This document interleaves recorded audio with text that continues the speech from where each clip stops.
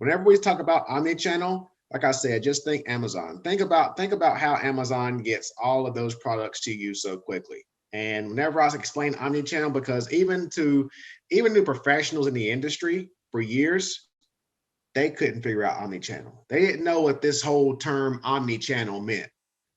So whenever we talked about omni-channel, I say, just think Amazon. I say, think about how Amazon can get all of these products from around the world to you in a day. That's omni-channel. And how it's so easy for you to by two clicks of a button to get that product to you the next day. That's omni-channel. But in order for that to happen, there's a lot of moving pieces behind the scenes for that to be successful. And that's omni-channel, and that's what we're going to talk about. So whenever we talk about supply chain network design, again, I would say that there's a number of different aspects. Again, I know that you have to throw in an additional aspect outside of this with the pandemic. We're always going to use the pandemic as an example for a network redesign. And because of the pandemic, we had to move from our traditional supplier base overseas to more localized sources. Okay. Um, you're also going to see changes in global trade patterns. So we were actually had trade wars. We actually had trade wars with China before the pandemic, and that actually impacted how we would purchase products. That was pre-COVID. There's also changes in customer service requirements. So there, you're going to see a lot of smaller distributors have to rethink their network design because of this Amazon model. Because Amazon has spoiled us with one-day shipping, we have other organizations attempting to do the same. I think Home Depot created like a multi-billion dollar, I forgot how many billions, but they created like a multi-billion dollar distribution center, to make it environmentally friendly or sustainable. They created a sustainable distribution center, but they also wanted to reduce the lead time of their products to their stores and to their customers.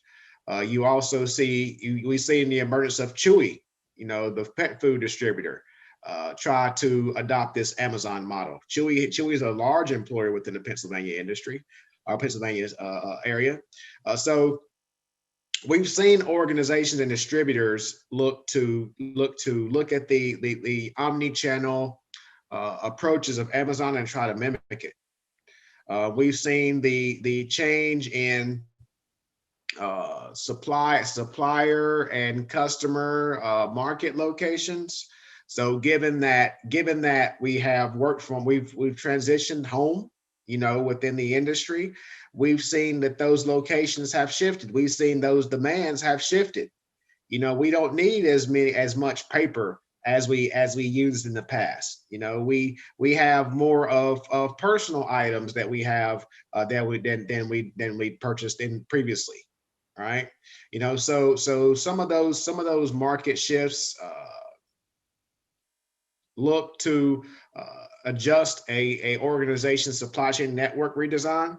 I know that given that some organizations are returning to work, there's other organizations that said, man, we're saving a lot of overhead by people not coming into these offices. So they're redesigning their supply chains, because even office environments are a part of an organization's supply chain. So that is redesigning that organization's supply chain. You now have more individuals working from home, doing exactly what we're doing right now. I was just on a call at 9 o'clock this morning with 60 people with an organization doing exactly what we're doing right now. So you could also consider that a supply chain network redesign, and that's what we're going to be. That's the world. To be honest, that's the world we're going to be living in moving forward. Yeah, unfortunately, some of you may not be in a work environment once you graduate from here, but it's my it's my position in that, we're preparing you for the real world now. The collaboration that we have via Zoom, that's the future. Unfortunately and unfortunately, fortunately for some, unfortunately for others.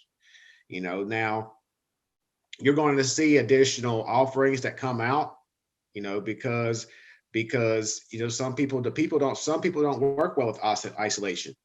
Whenever I started when I started working from home, whenever I was in undergrad, I went from 210 pounds to 300 pounds in like 6 months. I didn't have the discipline, and I was right beside the kitchen, so I was a big boy, right? So you have to make that adjustment, and it's those small things that you don't think that would make an impact, but it has an impact on your productivity. It does. Okay, so you have changes in corporate ownership and mergers that will be drivers in an organization's supply chain network redesign. I was actually in a clubhouse room last night where there was a discussion. There was a discussion on how will Amazon's supply chain change with Bezos stepping down. I don't think it's going to change because I don't think that Bezos is going to leave that organization. He's still going to have his hand in that organization. That's his baby. He started it from scratch. He's not just going to walk away, you know. So he's still going to have, regardless of what anybody says. I know business.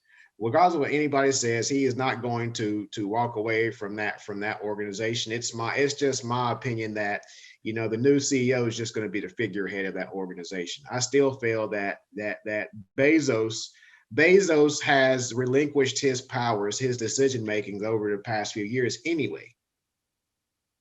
you know so from Amazon's perspective, from that decision making from perspective, I just don't think that much is going to change in terms of what Bezos does at what Jeff Bezos does at Amazon. It's just a changing of the figurehead, the leader of the organization on paper. That's just my thoughts, right? So you also have organizational change. So you also have supply chain network redesign in terms of there's a lot of discussions in terms of supplier diversity. So they want to, and again, diversity is not just about race, right? It's also about women-owned businesses. It's about veteran-owned businesses. It's about small and medium businesses for these massive organizations. That's supplier diversity. Okay, so you also have those shifts that will require a supply chain network to be redesigned, and then you have cost pressures. So with China being shut down, there are some discussions on, okay, how much reliance can we have on American suppliers? How will that impact our sales prices, right? Because of our margins. So you have those discussions in terms of supply chain redesign, and then you have those competitive capabilities.